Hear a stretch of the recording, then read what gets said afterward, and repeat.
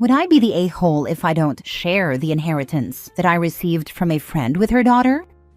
I, female 32, recently came into an inheritance when my neighbor and close friend, Valerie, female 68, died. I met Valerie when I moved into my condo in 2018, and she became my next-door neighbor. Our places are on the top floor and have almost connecting balconies. We used to spend every Saturday morning outside, taking care of our plant babies and chatting. I had learned that Valerie had been a widow since she was 55. I got the impression that she had married young and never had a true chance to learn who she was, until after her husband had died. I had always thought that Valerie was alone in the world. Turns out, Valerie had had one child, a daughter, Sam, female 44. However, they had been estranged since the early 2000s. The story that Valerie told me was that Sam had come out as gay when she was just out of high school. That did not sit well with her husband, Gary. He told Sam that she was no longer his daughter and kicked her out, telling her to never contact them or come home again. The whole situation broke Valerie's heart, and it was her biggest regret in life. She told me that she had always wished she had tried to fight for Sam, but in the moment, she was so shocked that she watched the whole thing happen without saying a word. When I first heard the story, Valerie told me that she hadn't reached out because she didn't know how to even try. So I did some internet sleuthing and found Sam on Facebook. It turns out that Sam had managed to build a good life for herself. I helped Valerie draft a heartfelt message to Sam. Valerie apologized for everything and told Sam how much her perspectives had changed over the years. Valerie also asked if they could try to build a new relationship. We sent the message and saw that Sam had seen and maybe read the message, but Sam never responded. About a month ago, I got home from work to find that Valerie had passed away on her balcony. She had suffered an embolism. I sent the link to her obituary and memorial page to Sam, but I didn't see her at the funeral. There was a lawyer handling all of Valerie's affairs. I thought that I would simply grieve the loss of my friend and eventually have a new neighbor. I never expected to be the only person Valerie left in her will, let alone to have been left everything. A few days ago, Sam messaged me. She was upset and demanded that I give her Valerie's things, claiming that I took advantage of an old widow. I was upset when I first read Sam's message and thought, who does she think she is? She hasn't spoken to Valerie in literal decades and never responded when Valerie tried to reach out. Valerie is her mother, and that entitles her to Valerie's stuff? Now I wonder if I should do something for Sam. I go back and forth on whether Valerie would want me to. Valerie knew where Sam was, so she could have included Sam somehow. The lawyer I talked to said that the inheritance is completely mine and that Sam has no claim, but should I give Sam something? Now for the top comments. There are always three sides to every story. Side A, side B, and the truth in the middle. You don't really know what happened between the two of them, so I'd be very careful about vilifying anyone. I had a friend who was kicked out and their mom cut contact because they came out as gay. Their mom acted like their child was the one who abandoned and mistreated them and played the victim to anyone who would listen. It's not always so simple when family doesn't come around. I don't think you need to give up any cash, but I would offer her pictures and mementos from the house that she may like. Not everything, mind you, but a few things that might remind her of her mom, or pictures that she'd like, if there are any. Not the a-hole. I like this idea. In addition, I would not engage directly with Sam. Let the lawyer handle all communication. Not the a-hole. I found myself in a similar situation years ago. My then partner of 12 years took his own life. Unbeknownst to me, I was made his beneficiary to a small insurance settlement. I immediately reached out to his family to get info on his two minor daughters. I was going to give them both some money for college. Without knowing why I was contacting his family, the mother and his sister, they were horrible to me. They called me every name in the book. They actually had a memorial service for him and forgot to tell me. Never mind that I supported this man and his daughters financially for years. After they hung up on me for the 90th time, I'd had enough. I kept every penny, and I still don't feel bad. So you took care of his daughters for years but didn't have any information about them? I think there is something missing in this story. I mean, screw those people, but something isn't being said here. It's possible she never got custody of them, so when he died, his minor kids couldn't live with her anymore. Semi-similar, but I knew a guy who raised 2 kids from infants to 10 and 11, both girls.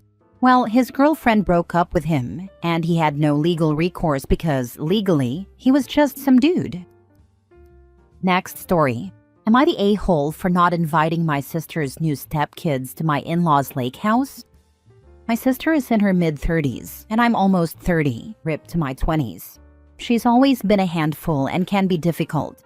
She officially got divorced a year ago, but was separated for much longer. She's been with this guy named Rick for a while. He has 3 kids with 3 different moms. The 2 older kids are teens. The most recent child, a baby, happened while he was dating my sister when he cheated on her. She decided to stay with him, and now she's pregnant with his 4th child, making her his 4th baby mama. She already has 2 kids with her now ex-husband. So, lots of kids. I basically told her, I'm not thrilled that you stayed with the guy who cheated on you, but it's your life. On to the issue. My in-laws are wealthy and have multiple properties. Their newest one is a lake house. That's tons of fun and in a nice area. Last year, my sister and my niece and nephew came, and it was a great time. My plan is to go every year, and I was hoping my niece and nephew would get to go each year. Now that my sister is with this guy, she thought everyone would get an invite. My issue isn't with the kids, but I don't know Rick or any of his other kids. I haven't met them once, so it's odd to me to invite them. Plus, I don't know the other moms. I just think there's too much risk involved in inviting minors my husband and I don't even know. The other moms could sue if someone gets hurt for all I know. The lake house has jet skis, water trampolines, boating, tubing, water slides, etc., which could cause injury. Just for some context, Rick was on track to be a pro athlete when these other moms were around, so I'm already assuming they were gold diggers after money. Rick is definitely not wealthy by any means, given the child support and supporting all these kids with his career. Also, it's not our house. My in-laws are kind enough to allow me to invite my sister, my niece, and my nephew, but adding 4 extra people is a little much in my opinion. I was at my niece and nephew's births, and they know my husband and in-laws really well, so I think it's an entirely different situation. I told my sister today that she, my niece, and my nephew are invited, but not everyone else. My sister's response was that they won't be going because they're one unit, and it all needs to be fair. It's so unfortunate because my niece and nephew will now be missing out. So, am I the a-hole in this situation? My husband said no as well, so it's not just me. Your sister's new stepkids are basically Pokemon at this point. Gotta catch 'em all.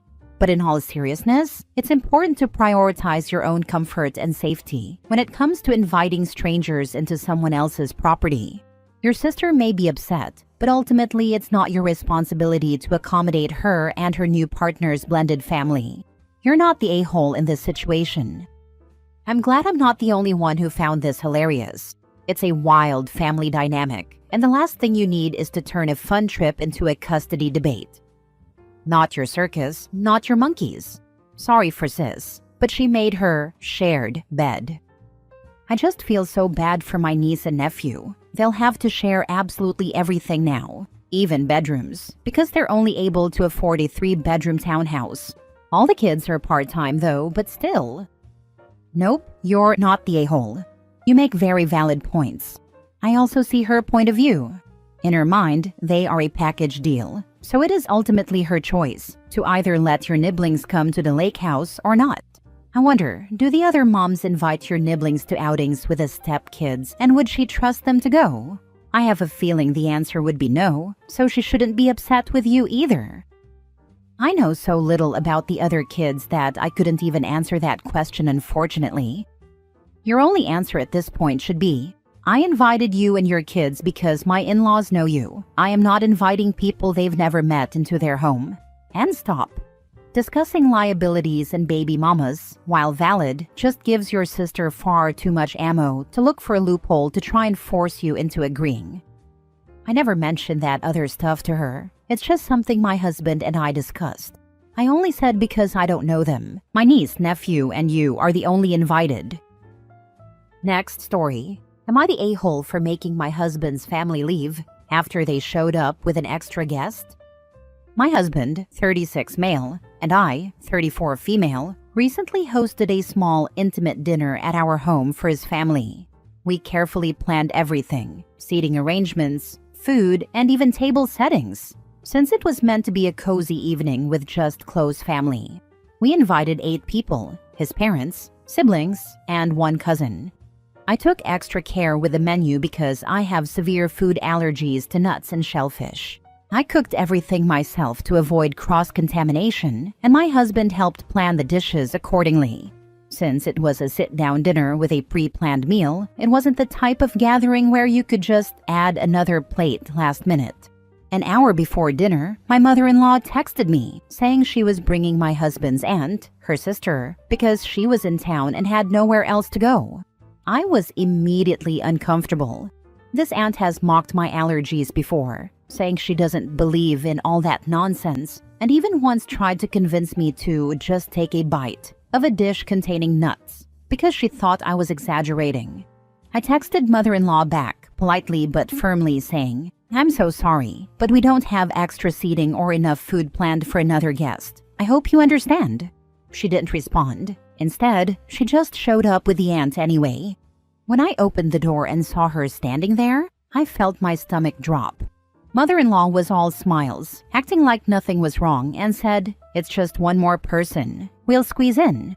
I reminded her that we didn't have enough food, and more importantly, that I didn't feel comfortable having someone at my dinner table who had disrespected my food allergies. My husband's aunt laughed and said, "Oh, don't worry, I won't poison you," in a sarcastic tone. She then turned to my husband and said, "Is she always this uptight?" At that moment, something inside me snapped. This wasn't just about the extra guest. It was about the complete disrespect for my boundaries and health. I turned to my mother-in-law and said, "I told you we didn't have room for another person, and yet you still showed up. I don't appreciate being ignored in my own home. If you can't respect that, you're welcome to leave." Silence. Then mother-in-law's face turned red and she said, "Are you seriously kicking us out over one extra plate? This is beyond rude." My husband's siblings jumped in, calling me dramatic and ungracious, saying I could have made something extra or just dealt with it. But I stood my ground. I told them that I wasn't okay with my boundaries being ignored, and if they couldn't accept that, they didn't have to stay. At that point, my mother-in-law scoffed, grabbed her purse, and stormed out. The rest of the family followed, grumbling about how I ruined dinner over something so small. My husband didn't say much during the argument, but after they left, he told me he understood my frustration, but thought I could have handled it more tactfully instead of outright telling them to leave. Now his family is furious with me, saying I was cold, inhospitable, and made a scene over something trivial. Mother-in-law even called my husband later, saying she was hurt that we chose to humiliate her over something so minor. My husband still supports me, but he also admitted he wishes I had handled it differently to avoid this huge rift. So, am I the a-hole for refusing to accommodate an unexpected guest and making them leave when they ignored my clear boundaries? Now for the top comments. The issue wasn't the additional plate. The issue is someone who disrespects you doesn't get to be a guest in your home. Not the a-hole. You told mother-in-law no and she ignored it. The aunt was way out of line with her remark. At least the trash took itself out. No more dinner parties for those who want you to lay down and be walked all over. She came in with both bowling barrels blazing as soon as you answered the door. They planned this, and I'd never invite them again.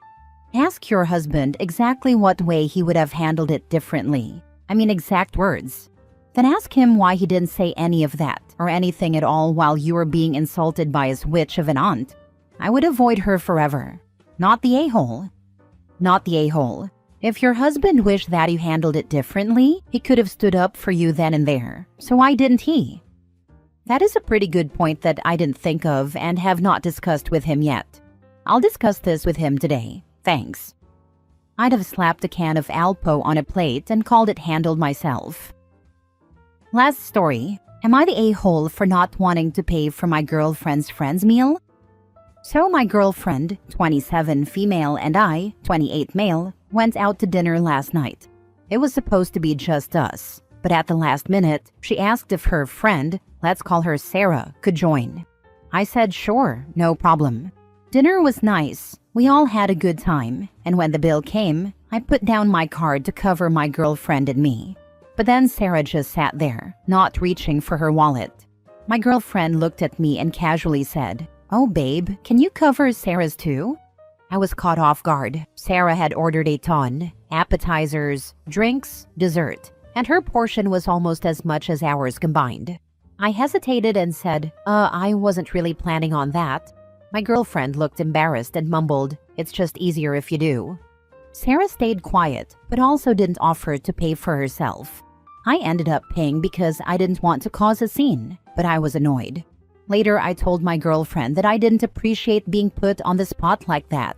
She got defensive, saying I was being stingy and that it's just one meal. I argued that it wasn't about the money. It was about being expected to pay without being asked beforehand. Now she's upset, and I feel like I might have overreacted. Am I the a-hole?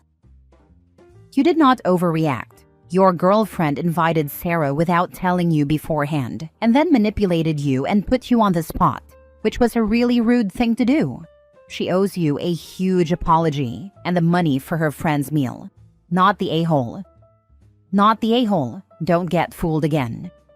She's an entitled woman who is trying to take advantage of you. Know that. She owes you an apology, and I seriously would rethink keeping this relationship going. The lack of respect is beyond me. Not the a-hole. It's the beginning. Now she knows she can do what she wants with you. She just have to make you feel guilty and you will pay. Paying for her is one thing, but for her friends, she is using you like an ATM. Yeah, that's what's bothering me. I don't want this to become a pattern. Why doesn't she pay you back for her friend's meal and drinks? If she complains, tell her to stop being stingy. She's the one who invited her. If she refuses to pay, you know what she's after.